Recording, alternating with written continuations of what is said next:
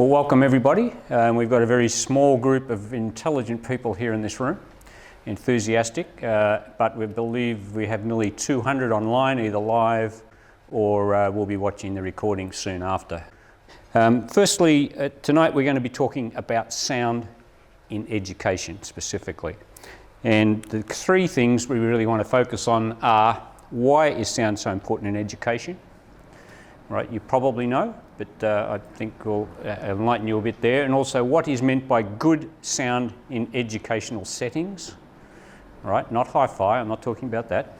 And the other is, let's have a look at the role of technology in delivering that good sound. Now, along the way, because there's a lot of people watching this I know that are not music teachers. There's a few music teachers I'm well aware of in this room, a couple more just came in. But there's principals, there's deputies, there's IT people, all sorts of people. So I'm going to be suggesting a few opportunities where you might encourage or get your students to explore some interesting facts around sound and technology and other things which have got a STEM focus.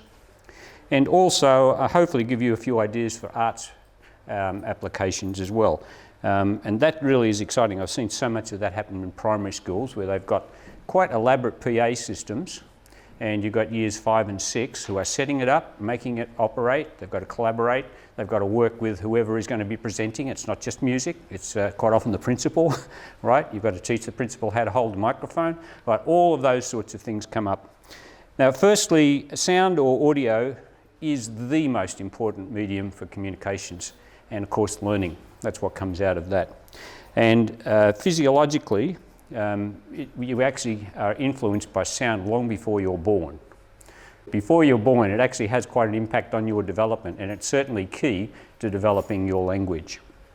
If you have a look at, though, the physiology of this, right, how you hear, the hearing is your fastest, most responsive sense, right? I don't know if you've realised that. I know there's some music teachers here. If you've ever played a keyboard on a computer and you've had latency or delay, if it's as little as 10 milliseconds, 100th of a second, you can hear it, right? That's how sharp your hearing is. Whereas eyes, right, if you go back to the old days when movies were first created, you only had to have 16 frames a second for your eyes to perceive it as moving. So a 16th of a second compared to 100th of a second. Enormous difference. The other senses, you know what they are. I don't think they're going to help you very much communicating, not to the way that you want to. Of course, it's really the brain that does all the work, and that is how you decide what sounds you want to hear versus the ones you don't, particularly when you're having a conversation in a crowded restaurant, or not. And if you have a look at students that have autism in particular, right, they have great difficulty separating speech and communications from background noise. And also they have a lot of other effects. It affects their learning and quite often behaviour. They get anxious. There's quite a few things. So that is one of the reasons why sound is so important. And that's why we say good sound is important. And what that really means is that we must have sound, speech, considerably higher than the background noise of the room. Now, let's have a look at the science. Just as a matter of interest, if I hold my hands up, about so. How far apart are they, roughly? A metre, 90 centimetres, anyone else? 900, right, not 106 or something. Right, how do you know that? How do you know that's about a metre? You're right, it's about a metre. How? You didn't come out here and measure it. Yeah, but you've got experience of that, right? You've been measuring things, you've seen things, you're accustomed with that. All right. How loud am I talking right now? Sorry? Quietly? Reasonably? I want a measurement. I'd say 70-something. Mezzo forte then. 75. Now we're getting musical. All right. Let's have a look. All right. Because this is where it's very important that you should learn these things. Because once you get the experience of working with them, right, same as you just told me that I had my arms about a metre apart, right, you should know roughly how many decibels my sound is producing. And it's important because that's how you're going to decide what's good and what's bad in sound and what you need to do to fix it, right? It's all relative. So what I've got here, and hopefully this will work Yes? Okay. I'm talking now, and you can see the little meter up the top there. It's showing on the screen here in the front. That's cameras on it for you. Around about 60 decibels when I'm talking. 60 decibels is normal conversation at the distance you need to communicate, say a metre or two. So remember that. That's a reference point for you. Now, the problem with this, of course, is that that's the sound that you're hearing there. We're looking at a real-time analyzer, and at the left-hand end, we've got all of the low frequencies, right, which are right down below our hearing in some cases, and then right up the top. So roughly from 20 to 20,000 hertz, right, which is the number of vibrations a second, is what your ears can hear. But what you hear is really not what's there. And this is really the confusion. If I stop talking for a moment, so you can just see the background noise in the room, right? So I'll be very quiet.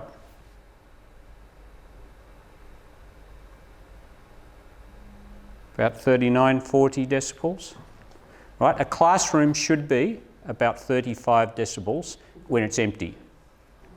And that is the design criteria of most schools, right? And that is around the country and in New Zealand. That's quite a standard. However, you can see what's there. I'm going to show you now what noise is really in the room, because what you're looking at there is the noise that your ears hear.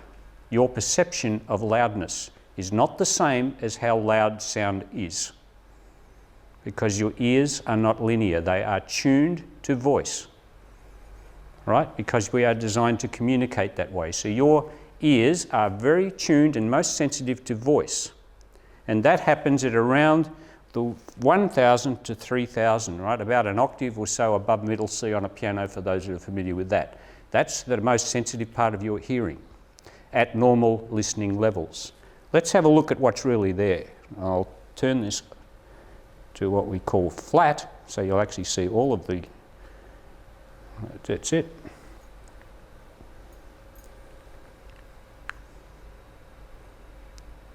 Look at the level. It's about 56 to 60 in the room when I'm not talking, and have a look at all of these low frequencies here that you are not hearing. That's the air conditioning, all the other things, right? The buzz and the lights, all sorts of things are happening that you cannot hear. I don't know if you can see it on there, but there's a blue line that goes down there. That is the threshold of your hearing. So it goes down, and of course threshold, by definition, 0 decibels is the quietest sound a human being can hear at the voice frequencies. And as you go down below that and as you go up, they have to be much, much, much, much, much louder for you to hear them at all. As the volume goes up, right, you start turning things up to very high levels, that becomes more linear, right, so that you then can hear bass. So what I'm trying to get across to you here is that sound that you hear is not necessarily the sound that's there, and that you have to be aware, therefore, when you're choosing the technology, that you are reinforcing the appropriate things that you want to hear. And we're talking particularly voice here, right? So any questions on that? Does that make sense? Right, let's have a look at, and why have I got that up there? I better fix that, hadn't I? Okay, we're getting there. Here's some reference points that you should know, or it'll help you understand what you're trying to do when you get to the sound technology side.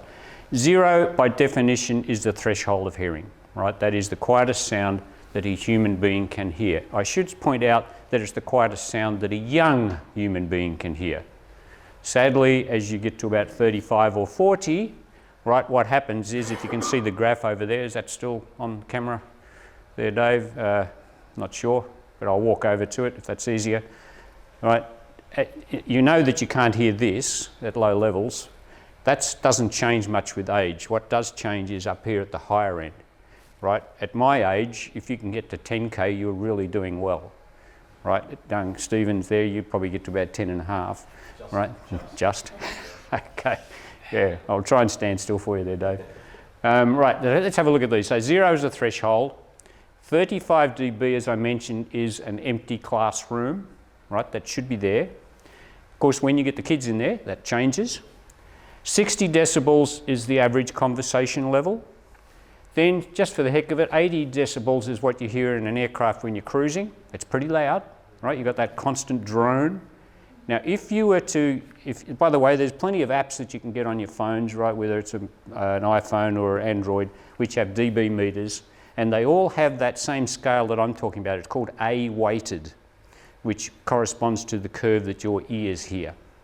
And you'll find, therefore, that when you turn that on in an aircraft, it'll be about 80 decibels when you're cruising. If you buy a dB meter and pay for the app, not a freebie, and you can turn it to flat or C-weighted, you'll hear all sorts of sounds that you don't know that are in that plane, and it'll be scary, the amount of stuff that you're actually getting hit with that you can't hear. It's quite fascinating. Moving up, 100 decibels is loud classical music. So is a rock band, by the way. And of course, a serious rock music is about 120. That is the threshold of pain. You will feel it, right? It is not very comfortable. Now, just for the sake of this, right, there are rules about how much sound that you can be exposed to, because if you are exposed to high levels of sound for periods of time, it will permanently and prematurely damage your hearing for good. And there's plenty of people out there that are now listening to their iPods and phones and all that stuff at high levels that they're going to regret by the time they're about 35 or 40, sadly. 85 decibels is what you are allowed to be exposed to all day. And that's just over what's in an aircraft. And that's why aircraft go to a lot of trouble to keep it down below that. Because if it was 85 and you were more than an 8-hour flight, you could probably sue them. Right? So 85 is, by specification, the amount of sound you can be exposed to all day. As you increase by 3 decibels, you halve the time you're allowed to be exposed. So 88, 4 hours. 91, 2 hours. By the time you get to 100 decibels, which is what a lot of music teachers are standing in front of with stage bands and concert bands and so on, 15 minutes. That's all you can be exposed to all day. Scary. You need to take action.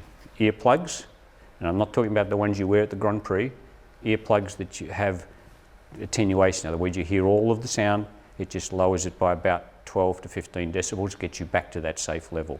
And kids that are in the band should be wearing them too, especially the guys that are standing in front of the trumpets, like trombone players, etc. Right? So let's have a look then at what you really need to get clear speech, right? Whatever the background noise is, right? And I'm sure that you have spoken in noisy environments. By the way, just those that know online, I've got a microphone on me here, right, which is purely for the online sound. I am not using a PA in this room, right? So just so that you know, and I might get this turned off later if we want to try something, but if Dave has got the background noise there, Dave, you just want to quietly just bring up what a classroom might sound like, and he's controlling the sound system. And I don't know whether any relationship to him. And what I'll do is, let's have a look at the sound level. I'll make it A-weighted.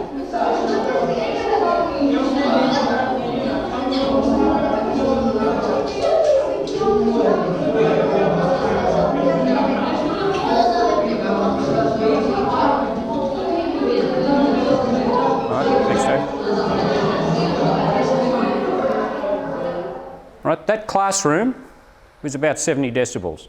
Is that an unreasonable level of sound that you experience? Is that typical, right? When you're in a classroom and everything's going on and kids are talking and you're trying to communicate, right? A bit much? Yep, okay. Down, say, 60 decibels maybe, 10 dB? Right. Just so you know, a change of 10 decibels gives you the feeling of twice the volume in your ears. Right? To actually get 10 decibels, though, requires 10 times the power. It's a huge amount. Right? So in other words, if you're listening to a 50-watt amplifier and you want it to be twice as loud, that's not a 100-watt amplifier. It's a 500-watt amplifier to get twice the loud, all other things being equal. Right? It's quite incredible. There are other ways to do it. Right? And I'm not going to go into those today because it's a bit technical. Okay, you've got to get your voice 15 decibels above the ambient noise to be clear. That's the definition, 15 decibels. So if the background noise is 50, you need to get to 65 so that everyone can hear what you are saying. The other aspect, of course, is not just the level, right? You also have to take into account the environment that you're in. commonly known as acoustics. Right, we're not going to go into acoustics today. That'll be a session that we might do later because you can control those acoustics. But acoustics means that the sound that you are putting into the room from your voice or anything else hits walls, hits hard ceilings and bounces around. And the person out there who's trying to hear you, right, is getting your voice directly but also all these reflections. Try talking in a gym, right? It's a nightmare. So you use technology in two ways, right? And we'll be talking one of the ways today, and we'll talk about a variation on that in a moment. But the first thing is to try and make sure that you can get the level of direct sound at least 15 decibels above the ambient noise. That's number one. In other words, getting the level up directly above the noise that you need or the ambient level. The other is, and you can do this, is to control the direction of the sound to minimize reflections off walls and ceilings and so on. Right? You don't do that with the smaller systems, and we'll talk about that in a moment, but the more advanced systems, the placement of speakers, the type of speakers we choose and so on, can control where the sound goes. So you don't just stick a couple of speakers in the room and blast it out at a high volume. You do that in a gym and you just increase the whole problem. Right? Everything bounces around louder.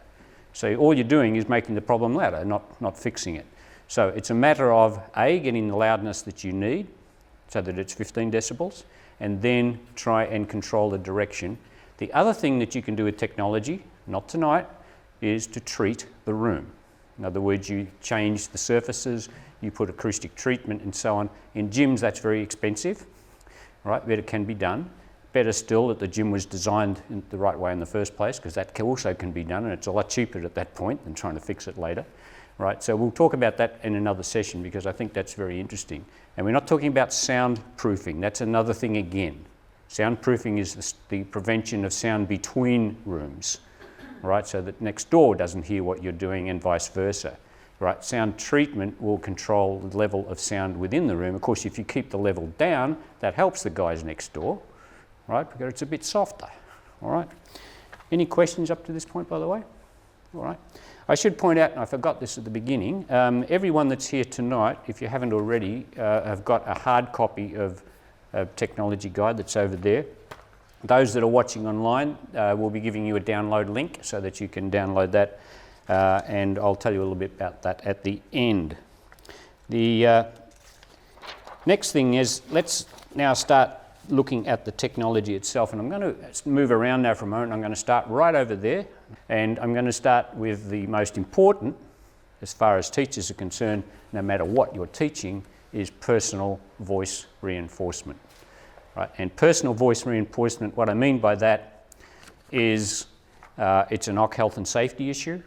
It's in fact, many people make claims on work cover because of this, right? Your voice is so important as a teacher, as you know, and if you have noisy environments, and I'm thinking here of people that are teaching in gyms, sports, and so on, and others, and I should turn that off so that we don't get distracted by it, that you're talking in noisy environments, you're continuously trying to get over it. What you're trying to do is get that 15 decibel louder all the time. What's that doing to your voice? Right, and you want to move around. You don't want a PA system, you don't want all of that sort of stuff. So what you do is you have wearable technology, which is very fashionable these days. Now, unfortunately, our model is not here tonight, so I'm going to demonstrate this. This is by far the best. This is called the ChatterVox, right? ChatterVox, VOX for voice, right? It is incredibly robust. Yes, the information is in there. But the unique thing about this, right, is that it is medical grade electronics, very robust, right? It lasts all day from a single charge, right? You charge it overnight typically and it'll work for 8 to 10 hours, not a problem. And as I mentioned before, it's got a very small speaker and the electronics focus on the voice range. So it doesn't amplify the very low, it doesn't amplify the very high, it is for voice. And you wear it like so, Madonna, all right? I'll just pop this on. Now we might try and experiment with this too before I turn it on. I'll give Dave the cue so that I'm not using the camera mic, right, because it's meaningless. And I'm going to turn this on, and it will just be picking up through this. And turn it off there, Dave. People online now will be hearing my voice through the room, through the camera microphone in the distance. So probably something like what you'd be hearing if you were here, right? You don't know, do you? You're nodding your heads. That's right. Yeah, of course, they might know. Right, I'm going to now turn this on, and I'll just start to turn the volume up. And of course, you wear this around your belly, right? So if I start turning this up now, and I'm talking very quietly at the moment, can you all hear me over there? Right? And if I turn it off and talk at the same level,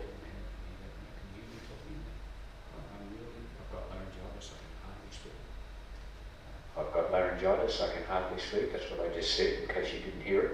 And of course, I can wear this around my belly like a bum bag, and I can go running around the yard. Right? I know teachers that use this outside. It works over quite a large distance. It would easily cover 2 classes in terms of the number of people, not peoples. Right? Now, no, this is not going to make you an opera singer. That's not the purpose of it, right? It is there to project your voice in those sensitive frequencies that the ear is most sensitive to. It is not for music. It is also, because of that, the most expensive device. It is the best. Now, just so that you know, I'm going to put the mic back on. So just bringing my mic up now, all good. Most of these are funded out of OC Health and Safety budgets or work cover. They are also on the NDIS funding scheme. So, and there's no GST.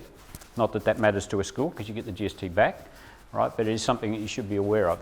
If you want voice, personal reinforcement for just about anything, that is what we recommend.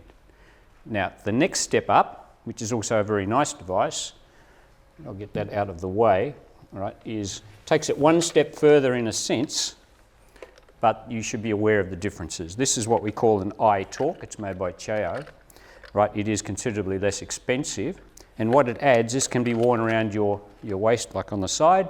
It can also be worn over your shoulder if you want to hang it that way, and it also has the same headset, so that your Madonna look again. Quite good. You can run around all day with this, but the difference is that it adds an input for music. So if you wanted to, you could put your iPhone or whatever, just plug it in there, and then you can adjust that. Now this isn't plugged in at the moment.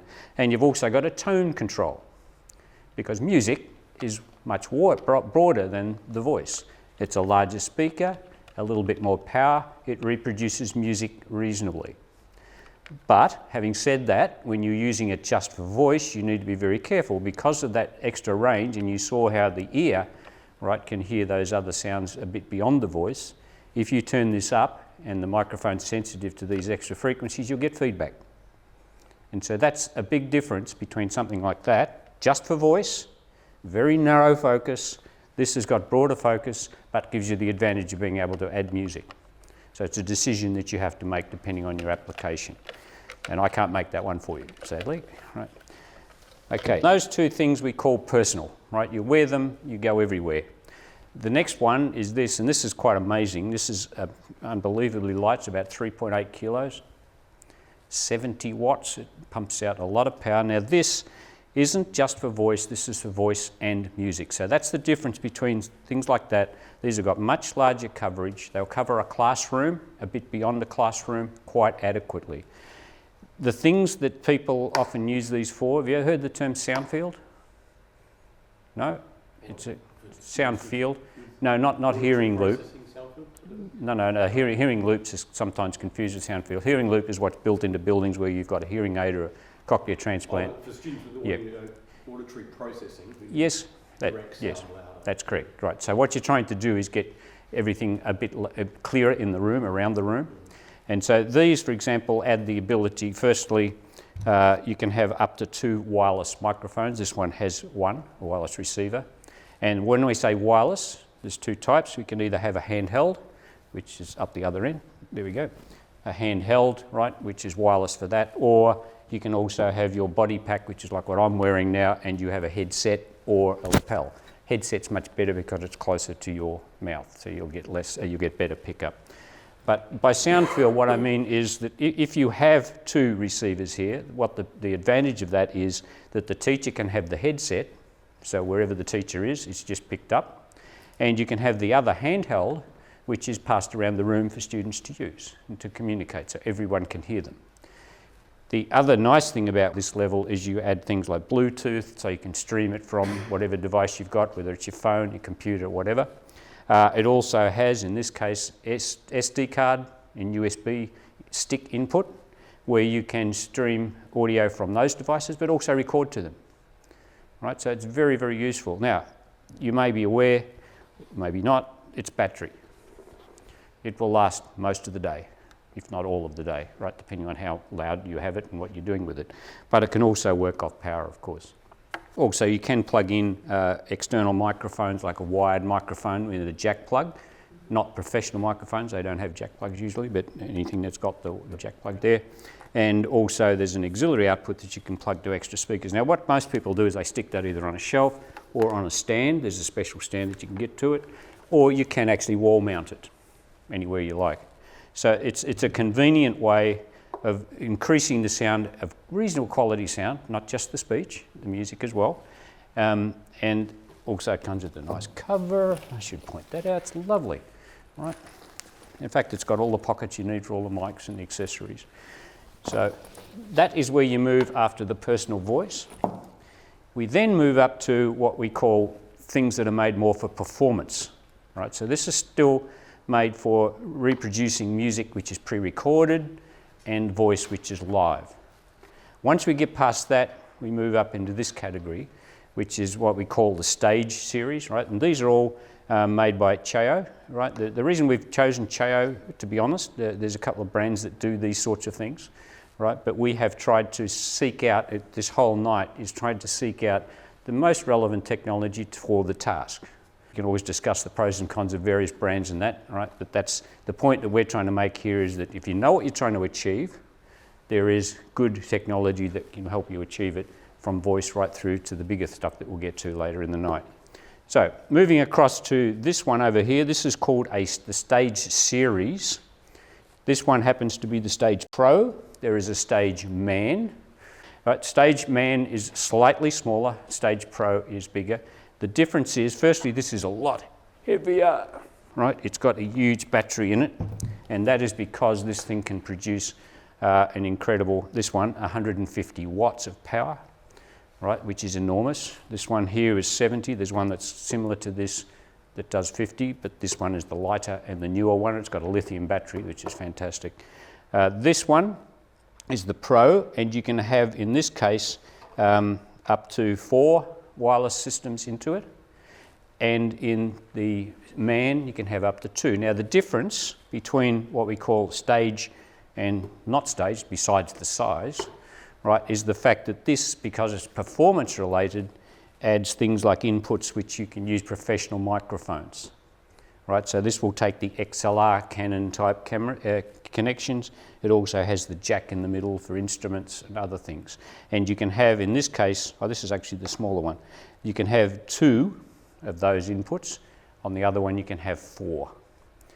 It also has the same Bluetooth, SD card, USB and so on, and a lot more control of the channels. So you've got now equalizers, in other words tone controls if you like, right, where you can actually control it a lot more.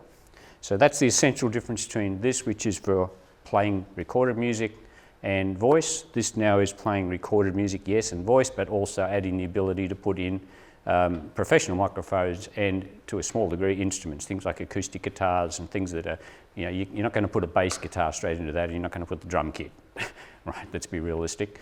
But it means that you can have quite a reasonable performance with 150 watts, right? That's quite a reasonable output. Now, you can also have extensions, have 2 of these.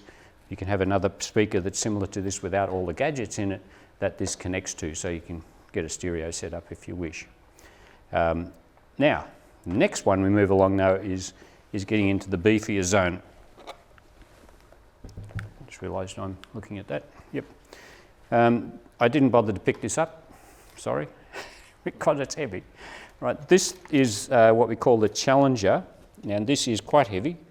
Right, when I say it's quite heavy, it's about 16, 17 kilos, so it is liftable, and it also has a hole underneath there. You can actually mount it on stands like we've got over there or over here.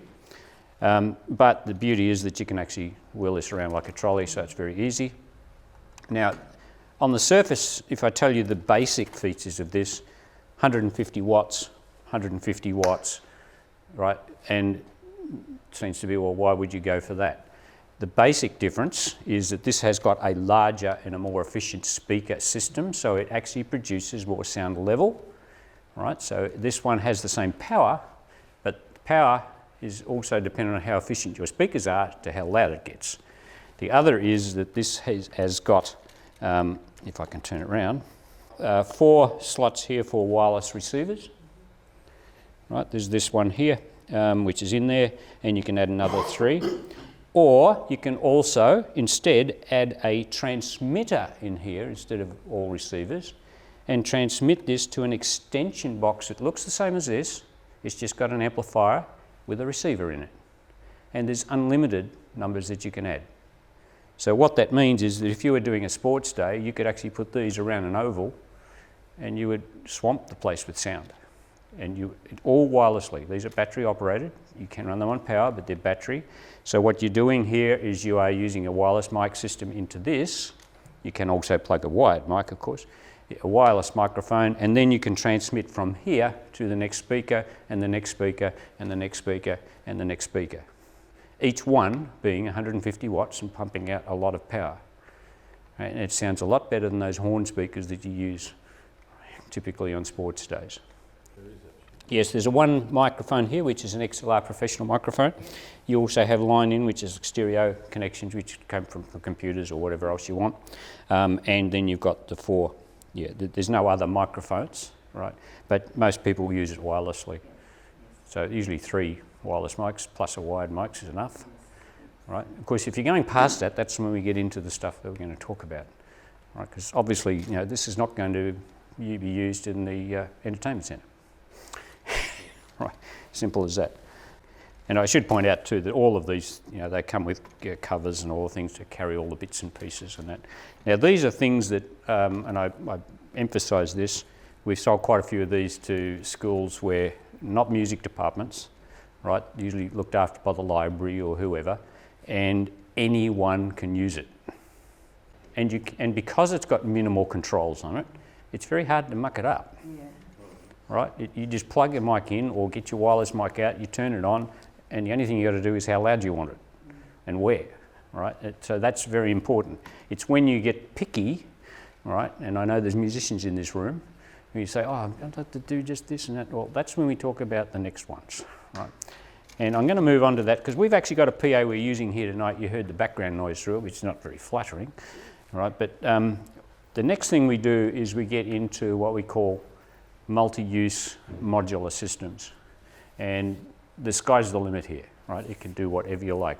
The advantage of multi-use mobile is that you can still move them around, and a good example is that system in the rack over there. I don't know if you can see it. I'll go over there and explain what's in there in a minute. But then what's in the rack, what you have in it, depends on what you are trying to achieve. And there's some questions you need to ask before you jump in there. You don't just go rushing out and buying things and say, this looks good. But let's start at the beginning, because one of the first things, though, that with any of the multi-use systems, because they're all components and there are bits and pieces in them, right, most people are a bit scared, right? They think, well, there's too much stuff here, right? There's knobs everywhere or whatever, right? From our experience, these systems can be operated from anyone at about year 5, 6 upwards, with a bit of training, a bit of guidance, and that's where the opportunities really arise, besides the STEM components that you cover, right? Talk about the science and the technology that's involved in audio, right? That's where you start adding the art side of it, because using a system effectively is knowing what good sound is. Musicians tend to be the best deciders of that, right? And make no apologies for that. But also there's the collaboration, the teamwork, coordinating it all with whether they're presenters, performers or whatever, right? They will get all this stuff out, they will plug it all in, right? Which is not hard, by the way, if it's assembled right in the first place, and they will operate it extremely well. Better than most adults think they can do themselves. So that is in the background. Let's have a look then at the most important part of a system of multi-mobile type. Number one, as I mentioned before, the acoustics are number one. In any sound system, the acoustics will be the defining factor of how good the system works. right? You can't change that easily. So be aware of that. Where do you want to use this thing? What are the sort of places that you want to use it? Because that will define the problems that you've got to face. The next most important thing is the speakers, right? And I'll talk about those first before we get onto the electronics. The speakers that we're actually using here, these are quite small. These are a 10-inch, right, with a horn, and they're powered, which means the amplifier is built in. But these put out an enormous 700 watts, right? It's enough to fill a very large space, and enough with dynamics that you can put instruments and all sorts of things in, right? And the things that you take into account here are the space you've got to cover, how much power you need, right? And also the design of the speakers. What direction control have you got? I mentioned earlier that I said that these are the problems you face, trying to control where the sound goes. You're not just trying to blast it out everywhere. You need to be able to point it somewhere. So usually what happens is you put speakers like this on poles because they're portable, you have to, right? You will find though that you can actually tilt these sometimes depending on the poles you're using. But in a gym or a place like that, you wouldn't normally use those speakers. You would most likely use passive speakers without amplifiers. And why do you say that? Is because if something does, in the unlikelihood of going wrong, there's nothing worse than having to get up to a speaker that's 5 meters in the air. It's not going to happen, right? You just won't use the speakers for the next 6 months. That's what will happen, right? So usually passive speakers are what you would put in a gym and install them, because you can get them up very high. You can decide where you've got to focus, and what you want is all the sound from those speakers hitting the listeners in the ears, not hitting the walls or the ceiling or the back wall, and not coming back on the stage, hopefully, if you've got a performance to look after or a presenter. You need to have those speakers in the right position and the right type of speakers that point in the right direction so you control where the sound goes. That will make a huge difference in a bad space. Then you simply plug in the electronics, which is the rest of the system we'll be talking about, to those speakers. Plug on the wall, you plug into the speakers, and a power point, and that's it.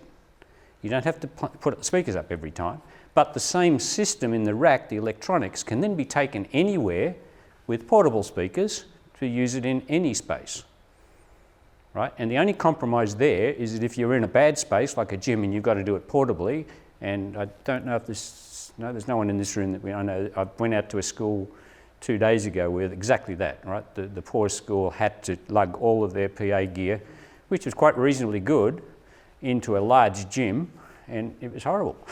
Plus until 3 years ago. You until 3 years? There you go. So that's the nature of those sort of places. So let's have a look at the next most important thing. You've got the speakers. The next most important thing is the amplifier, because the amplifier is going to drive the speakers. And here's a point of recommendation. If you have 500 watt speakers, for example, right, you do not use a 500 watt or a 400 watt or a 300 watt amplifier. You use something closer to 1,000 watts, almost double the rating of what the speaker is. That is counterintuitive. Most people will say, well, hang on, I've got 500 watt speakers, I'll only use a 250 watt amplifier, I can't possibly do it any damage, it's half the power. Wrong. You are very likely to blow up the high frequency drivers, the horns in those speakers, right? The high frequency drivers here at this part up the top. Sorry, Dave, follow me, right? And what happens is, I won't go into all the technical reasons, is that when you are driving an amplifier which is underpowered, you drive it hard to try and make the speakers work, right? What happens is it clips, and that puts an enormous amount of energy into the high frequency driver that you do not hear, right? It's way past your hearing. All you hear is suddenly all the highs go. You say, oh, that's a bit muddy, it's a bit muffled. It's because the high frequency driver no longer works. If you used a 1,000 watt amplifier and a 500 watt speaker and turn it up too far, right, you will hear the lower frequency driver going sounding absolutely horrible long before it does any damage, and turn it down. Right? Yes, you could blow up the speaker if you're silly enough, if you're really determined, but normally because you hear that problem, you turn it down. And if that's not loud enough for the space, you change the speakers and the amplifier. That's a different problem. Right, so that's a piece of advice which I strongly recommend. We see so many people do it the other way around. Let's move over now to the rest of it. We've now got the speakers, we've got the amplifier, sometimes inside the speakers. Of course, the ones inside the speakers perfectly matched. So you don't have to worry about that, right? That's all looked after for you. And the other thing too with amplifiers in speakers, they also have signal processing that adjusts the contours, as we call it, so that everything sounds just the way it should through those speakers, as long as what you put in is good. I can't compensate for that, right? Garbage in, garbage out. Okay, let's move over now to the mixer, because the mixer is really where all the technological changes have really come over the last few years. Now, the digital mixers particularly have changed the world. And who would have known that this is a mixer. I'll just put that little thing up there because that's an aerial. That is a 12-channel mixer. It has 4 microphones here, 4 microphone inputs, or lines, because you can plug jacks in. And it also has another 8 that you can plug things into, and of course a couple of outputs. You can put this on the floor, plug it into power, and then take 2 cables and plug it into powered speakers, and you've got a PA. That's it. And that's exactly what we're doing tonight. That there is a rack with this mixer in the bottom, and I've got 2 wireless receivers there as well, which we're not using at the moment. Normally we would in presentation. So this rack though is only there for the convenience of carrying all those bits and pieces. You could just use that on its own. And I will have a look at this, how you control this in a moment. But then let's firstly move up to some of the larger devices. By the way, most people that look at a mixer the first time, which has got knobs on it, right, lots of them, are quite daunted for the first time. There's no difference between those mixers and something like that. The difference is how you control it. And that's what we'll show you in a second. Because you can control that from anywhere within reason, anywhere in the room, so that you can actually then listen to the sound that you want to hear from the audience's point of view, not trying to guess what it sounds like down the back. Okay, so I'm now going to wander all the way over the other side, so I'll get the cameraman to follow me here. This, by the way, is one of those wireless microphones, which is going into that. It's working. You know, at the end of the night, you can come up and have a bit of a play with these things. Right, moving over then from that there, we then move into a larger mixer. I don't need that anymore. This one, right, yes, it's a bit larger. It's still only that high, and it goes into a rack, of course. That's 32 channels. 24 in the front, another 8 at the back, and it's also got 8 channels or 12 channels, no, 16 channel outputs. You can take outputs to all sorts of things, not just the speakers. And I should mention too that most digital mixers, this one has the same, it's got a USB port on the back, which happens to be covered up by a label at the moment, so that you can plug this into a computer and record every input to a separate track on just about any digital audio workstation software, from GarageBand, Mixcraft, right through to Studio One, Pro Tools, you name it. Quite separate from the live sound. Doesn't affect the live sound. So in the old days, you had to have a live system, and then you would split all of those inputs to another cable, and you would go off somewhere in an outside broadcast band or something trying to record it. Now it can all be done in the one device. That little mixer that I showed you before has got a USB recorder built in. You put in a USB thumb drive, and that will record stereo just directly from it. And when you look at the control, it comes up like a little cassette player. Weird. No, most people these days don't know what a cassette player is. So, quite interesting. Now, that is another digital mixer in a rack. And then, and I'll try and get this in a position that you can see, this is the same brand of digital mixer. Right, this is 16 channel. You can get, it's exactly the same as that inside, except that this now has all of the tactile controls. So you can use this like you would an analog mixer. Right? You need to get your head around the concept, but once you do, it's so much simpler, because what you'll find in all of these is so much more than what you can fit in an analog mixer. I'll talk about that in a moment. But this is when you want to be able to control it tactile. You can see knobs and buttons and everything, and a big screen here that highlights what's going on. You can still operate it though from anywhere else wirelessly with an iPad or a computer or anything else similar to that, even a phone. You can't see a lot on a phone, but it does work, right? But it is possible though to have someone on stage who just wants to control one volume or two with their phone. They don't need to control everything. They can just control their own level, for example, or what they're hearing back if you've got foldback speakers. So that is basically that in a different format. So, and then we would fit this in a case like this over here. If you can see those rack strips there, that is a rack case, the same as these, except that this has rack ears that fit on the side and it screws in so that it then pops up and you can use it, and the other electronics go down the bottom. And we'll move on to that in a moment. And I will let you have a look at the software because that's going to be important. Now, just for comparison, this is an analog mixer. You probably say, well, what's the difference? Analog mixer, everything is what you see is what you get. And without going through trying to explain all the knobs here, essentially that there is a channel strip and you've just got lots of them. Right, so what you are doing here is exactly the same as you do on a digital mixer, but everything that you can do on this mixer you can see on the front panel. In other words, you can say the level, and then you've got EQ and you've got some sends. I won't go into all of that technical stuff here. And then over here you've got your master outputs. Now what's different about this, it's a hybrid, right, which also has some digital components, and you can actually record into a USB so that you get full multi-track recording from all of the inputs and outputs and so on. And it's got some effects, right? These are there's not a lot of difference in cost between these and digital. It really depends on what you're trying to do.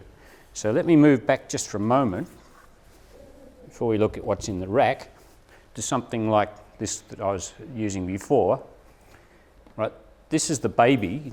This is under $500, for example, 12 channels, and then one here, same as this, in this rack is 16 channels.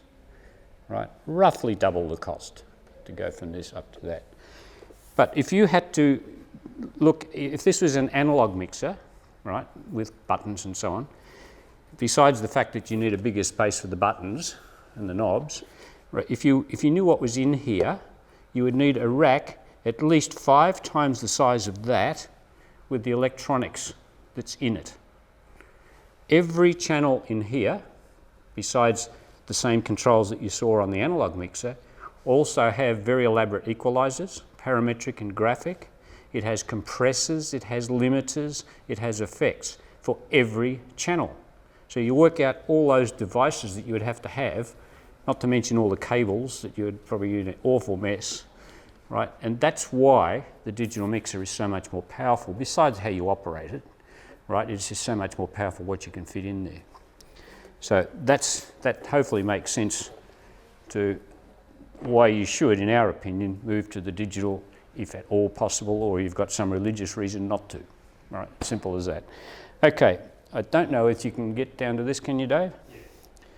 This is a typical mobile rack setup, and I'll go through this because this rack happens to be what we call 10 units high. A unit is the width of, see that wireless microphone there? That's 1 unit, right? It's a standard, industry standard. So this happens to have 10 spaces in it that you can put things into, and you can make the racks smaller or bigger to suit yourself. It's mobile because it's not what we call portable. It's not something you're just going to pick up and go down the stairs with it, but it's easy to move around, and 2 students can certainly pick this up and take it over a step or 2. I don't recommend you carry it up a lot of stairs, not a lot of fun. So what's in here is, in this case, a 16 channel mixer that you had, a bigger version of that. So it's got 16 ins and outs, 16 inputs, and it's also got now more outputs, 8 outputs. Why so many outputs? Well, firstly, the main outputs as we have them would normally go to your speaker systems or your amplifiers or whatever. In this case, we have an amplifier down the bottom because that's where the output of this mixer is going to inside, and then the speakers would plug into that amplifier, passive speakers, because they don't need the amplifier, they're here. And that is a 1,000 watt amplifier, so that would be very good for a gym system. fact, that's where this one's going. But you've also got all these other outputs here, which are, if you like, similar to the ones that are going out the speakers, can go to other speakers, such as speakers to come back for foldback, so you can hear what you're doing at a separate level with a separate mix in it. So what you hear through the main speakers can be quite different to what's coming back through any other pair of speakers. And you might have other speakers in the hall, so you might have multiple speakers, you might have delays on them if it's a huge hall, right? So the first slot goes to the speakers live from the stage, the next one is delayed slightly because they're further back and so on, right? That's all possible because you've got all those multiple outputs. When you see the application of how to control it, hopefully this will be a lot simpler. Okay, under that, we have in this case 2 wireless receivers. And I will talk about wireless mics just at the end because that's important things. These are 2 wireless receivers. They happen to be plugged into 1 and 2 on the mixer. Right, so the wires come out the back and straight into the front. So channels 1 and 2 are set up for those wireless microphones. In this particular case, this series can have up to 12. So you could have 12 wireless microphones in there. You might need a bit more space in the rack for that, right, obviously. So that's just a blank panel there. That's room for other things that you might want to put. A drawer, very important to have a drawer in the rack where you put your wireless mics and your other bits and pieces, right? You don't want to be lugging a bag around with all those bits and pieces. And then finally, the power amp. Now, around the back, and this is when we haven't tidied up the wire in this purposely, we just left it all as it is. Right, all of the things in there you shouldn't have to touch at all. But on the back panel, right, we've got the power supplies here for the wireless mics. We've got the power supply here going to the power amp. This happens to be the power cord for the whole rack. And so you just plug that in and you're ready to go. And you've got more power here for other things. So you haven't got to worry about all the other cables and bits and pieces on the stage. Very, very convenient.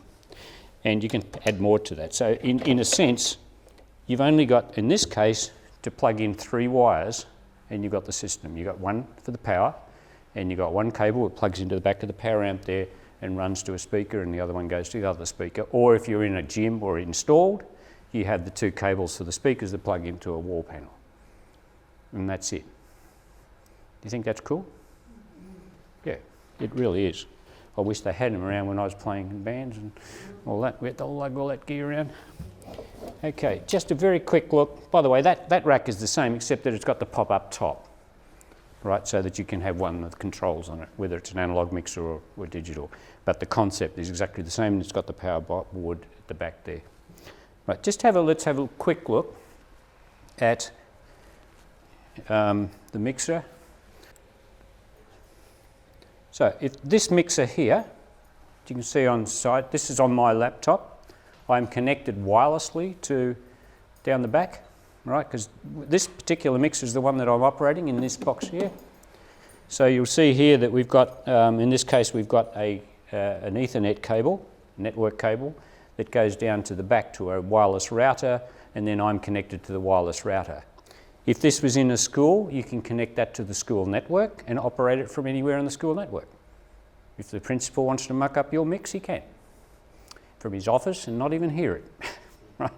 Of course, in this case, we can also not use that and we can instead use the built-in wireless, right, which is also very good. The only caution that I say about inbuilt wireless is make sure you are reasonably close to here, because if this is low down on the floor, like it can be, and you're way down the back of a hall and you've got 500 people in front of you, it might be dropping in and out a bit. Not a good idea.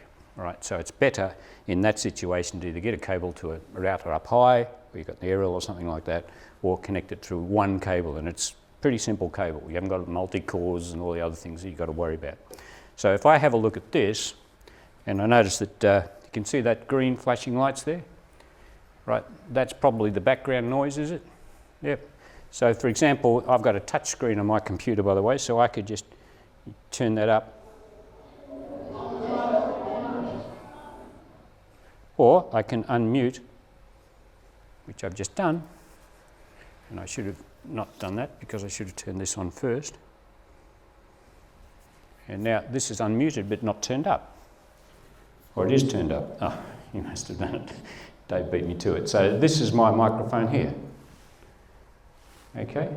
And of course this channel right? It goes over to the master output, in this case the main left and right up here, and that's the master fader there. And it's quite low, as you can hear, right? I'm talking very quietly. Now, people online probably can't hear the difference here.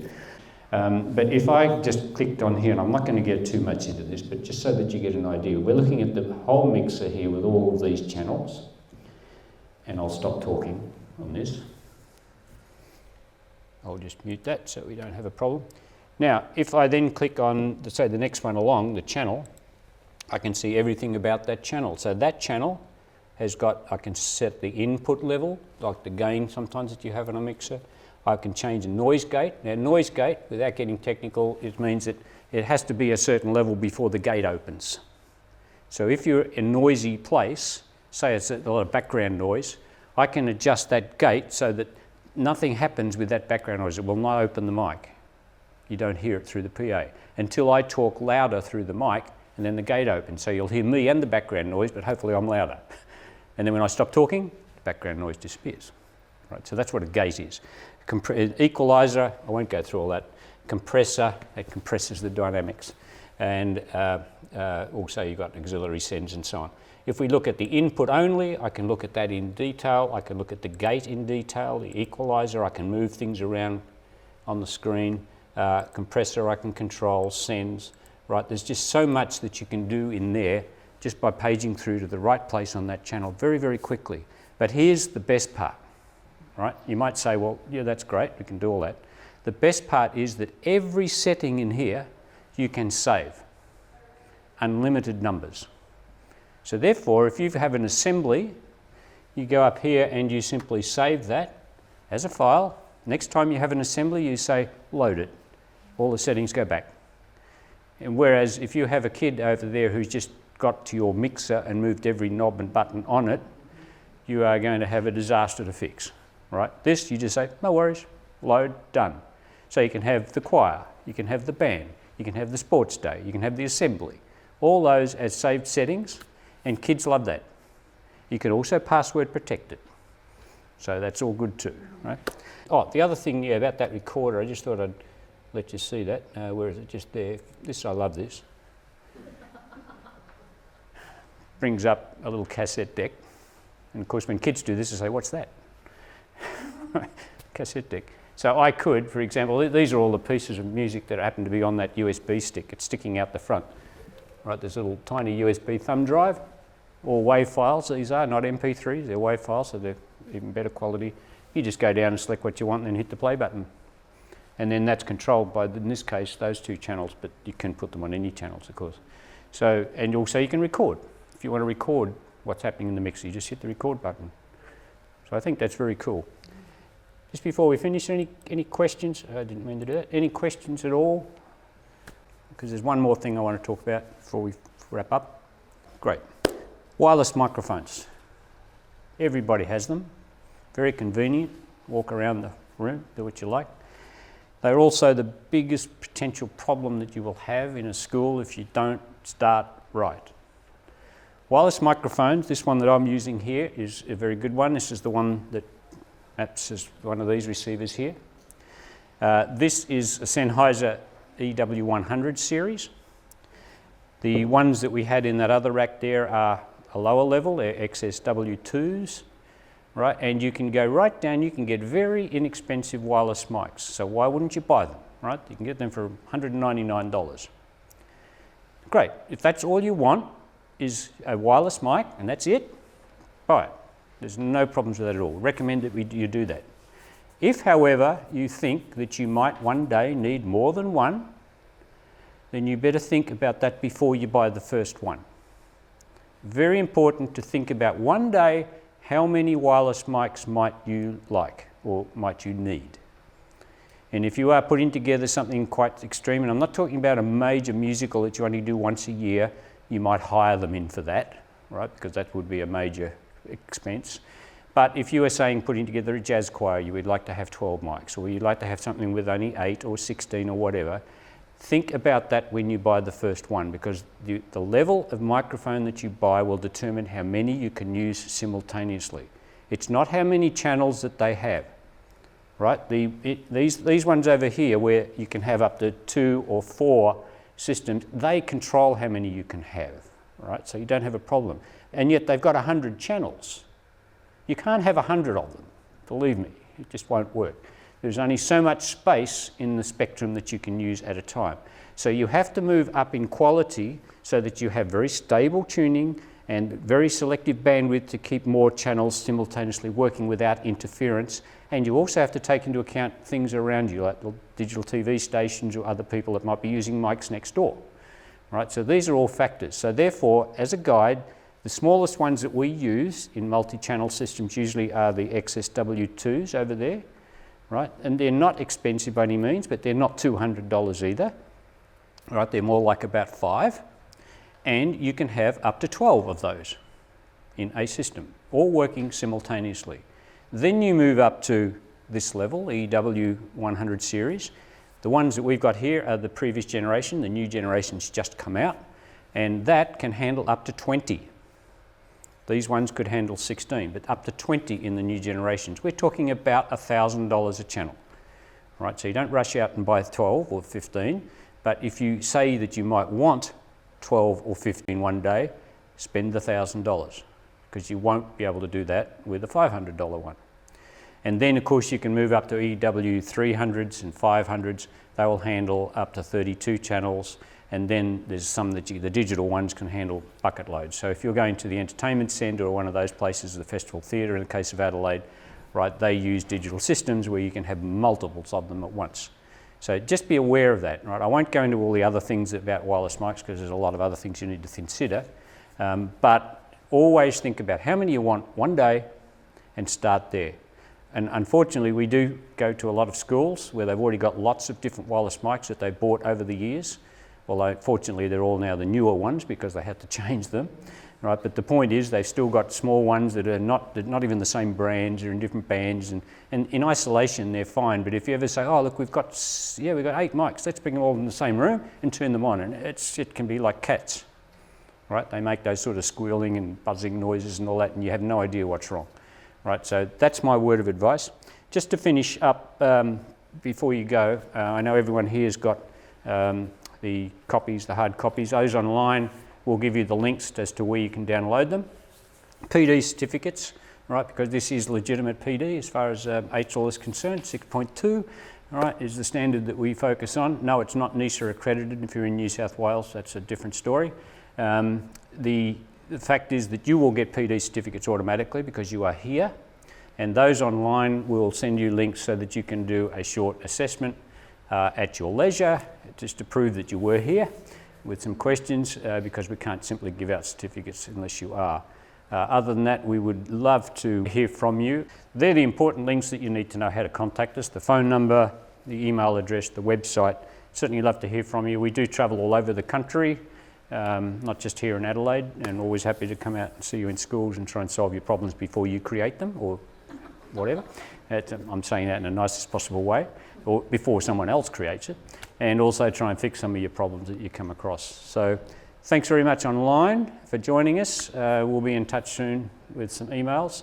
For those of you that are here, please stay, have a play, join us, because we've got a whole pile of food that we have to get rid of, right? And you're probably hungry by now. So thanks very much.